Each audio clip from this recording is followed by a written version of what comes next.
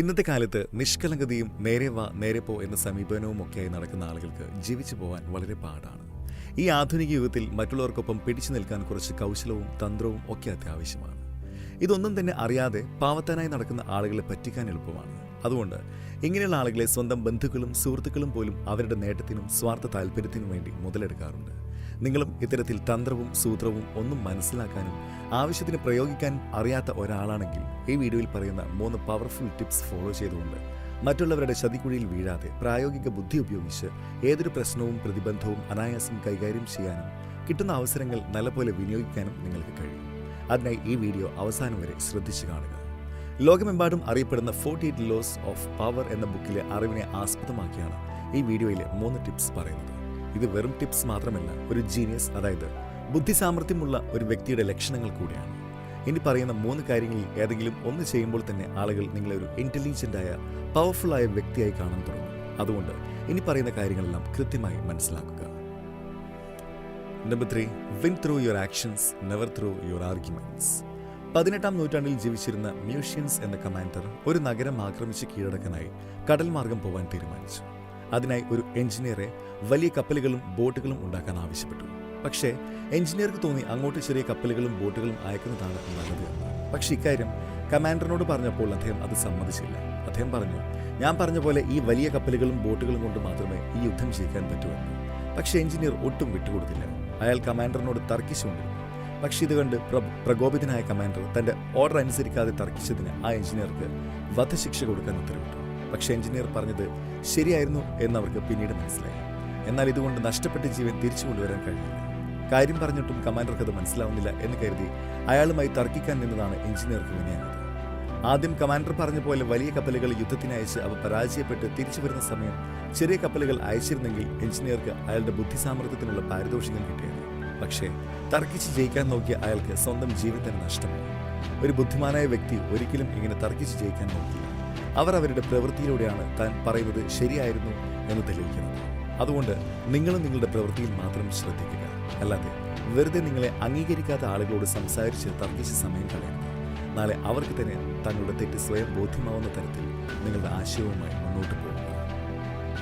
Number 2, keep people dependent on you. ചുറ്റുമുള്ള ആളുകൾ എപ്പോഴും നിങ്ങളെ ആശ്രയിച്ച് ജീവിക്കുന്നു എന്ന് ഉറപ്പുവരുത്തുക. അത് നിങ്ങളെ ഇഷ്ടപ്പെടുന്ന ആളുകളായാലും ശരി, നിങ്ങളെ ഇഷ്ടമില്ലാത്ത ആളുകളായാലും ശരി. കാരണം നിങ്ങളെ അവർക്ക് ആവശ്യമുണ്ട് എന്ന് തോന്നിയാൽ നിങ്ങളുടെ ശത്രുക്കൾ പോലും നിങ്ങളെ ഇല്ലാതാക്കാൻ ശ്രമിക്കില്ല.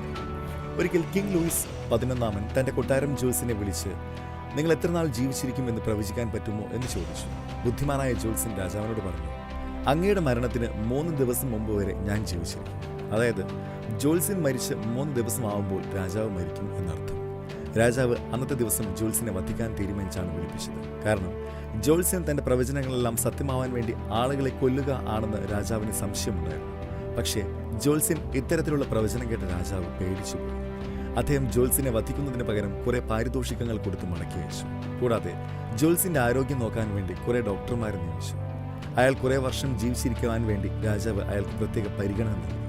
അങ്ങനെ തന്റെ ബുദ്ധി സാമർഥ്യം കൊണ്ട് ജോൽസൻ തന്റെ ജീവൻ നിലനിർത്തി, ഒപ്പം ഒരുപാട് വർഷം സുഖമായി ജീവിക്കുകയും ചെയ്തു.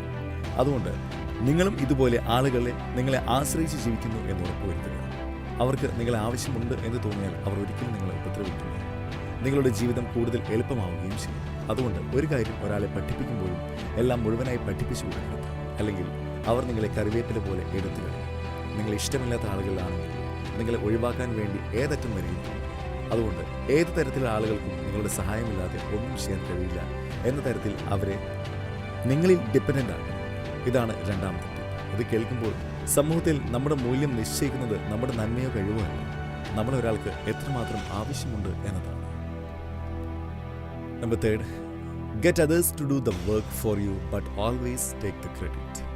തോമസ് ആൽവ എഡിസനെ പറ്റി നിങ്ങൾ എല്ലാവരും തന്നെ കേട്ടുകയാണ്. നമ്മളെല്ലാവരും സയൻസ് പഠിക്കുമ്പോൾ ബൾബ് കണ്ടുപിടിച്ചത് തോമസ് ആൽവ എഡിസൺ ആണ് എന്നാണ് പഠിച്ചത്. പക്ഷേ വളരെ കുറച്ച് പേർക്ക് മാത്രമേ അദ്ദേഹം ഒരു സയന്റിസ്റ്റ് എന്നതിൽ ഉപരിയായി ഒരു കൗശലക്കാരനായ ബിസിനസ്സുകാരനായിരുന്നു എന്ന സത്യം അറിയുകയുള്ളൂ. 1879 എഡിസൺ ബൾബ് കണ്ടുപിടിച്ചത്. പക്ഷെ അതിന് 10 കൊല്ലം മുമ്പ് തന്നെ ബ്രിട്ടീഷ് ഇൻവെന്ററായ ജോസഫ് സ്വാൻ ലൈറ്റ് ബൾബ് കണ്ടുപിടിച്ചിരുന്നു. അത് അവിടെയുള്ള ആളുകൾ ഉപയോഗിക്കുകയും ചെയ്തിരുന്നു. പക്ഷേ കാർബൺ പേപ്പർ ഫിലമെന്റ് ഉപയോഗിച്ചുണ്ടാക്കിയതുകൊണ്ട് ഈ ബൾബുകൾ 13.5 മണിക്കൂർ മാത്രമേ കത്തിയിരുന്നുള്ളൂ. തോമസ് ആൽവ എഡിസൺ ഈ ഫിലമെന്റ് മാത്രം മാറ്റി ഒരു സ്പെഷ്യൽ കാർബൺ ബാംപൂർ ഫിൽട്ടർ ഉപയോഗിച്ച് ഒരു ബൾബ് ഉണ്ടാക്കി. അത് 1200 മണിക്കൂർ വരെ പ്രകാശിക്കുമായിരുന്നു. എന്നിട്ടും ബൾബ് കണ്ടുപിടിച്ചതിന്റെ മുഴുവൻ ക്രെഡിറ്റും എഡിസന് മാത്രമാണ് കൊടുക്കാറുള്ളത്. എഡിസൺ ഇത്തരത്തിൽ പലപ്പോഴും മറ്റുള്ളവരുടെ ഇൻവെൻഷൻസ് സ്വന്തം പേരിൽ രേഖപ്പെടുത്തിയിരുന്നു. എഡിസന്റെ കമ്പനിയിൽ ജോലി ചെയ്തിരുന്ന നിക്കോളസ് ടെസ്ല എന്ന സയന്റിസ്റ്റ് ഒരുപാട് ഇൻവെൻഷൻസ് എഡിസന് വേണ്ടി നടത്തിയിട്ടുണ്ട്. എഡിസൺ അതിന് പകരമായി അയാൾക്ക് പണവും പ്രൊമോഷനും ഒക്കെ കൊടുത്തു. പക്ഷേ ഇവിടെയെല്ലാം ക്രെഡിറ്റ് എഡിസന് മാത്രമാണ് കിട്ടിയത്. ഇതിൽ നിന്ന് നമ്മൾ മനസ്സിലാക്കേണ്ട കാര്യം, നമ്മൾക്കും എല്ലാ ജോലിയും സ്വയം ചെയ്യാനാവില്ല. നമുക്ക് വേണ്ടി ജോലി ചെയ്യാൻ തയ്യാറുള്ള ആളുകളെ കണ്ടെത്തി അവരെ കൊണ്ട് ജോലി ചെയ്യിപ്പിച്ചുകൊണ്ട് മാത്രമേ നമുക്ക് ഉയരങ്ങളിൽ എത്താൻ കഴിയൂ. നമുക്ക് മറ്റുള്ളവരുടെ സഹായം തീർച്ചയായും വേണ്ടിവരും.